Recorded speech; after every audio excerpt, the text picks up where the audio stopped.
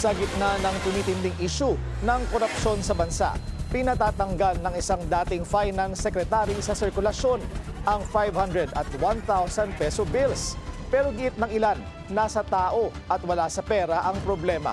Ang detalye sa agenda report ni Paulo Barcelon.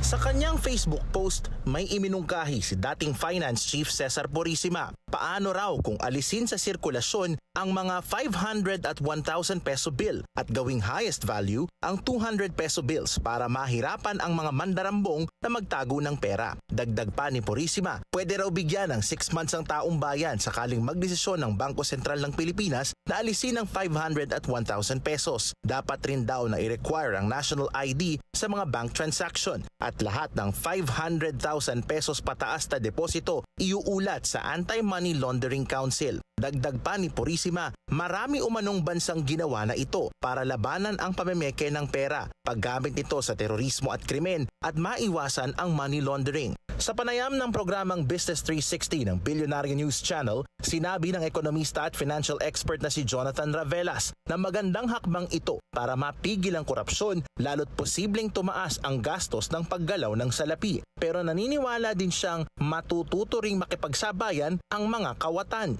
This will also provide them to look into the likes of crypto, and we need to be able to ensure that we're able to track these digital currencies.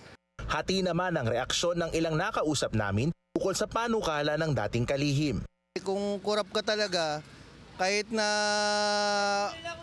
buo over yung pera mo, ganun pa din ang gagawin mo. Nasa tao yan kung responsable ka. Opo. Yun pa ang pinag-aawayan ng ibang mga taong bayan .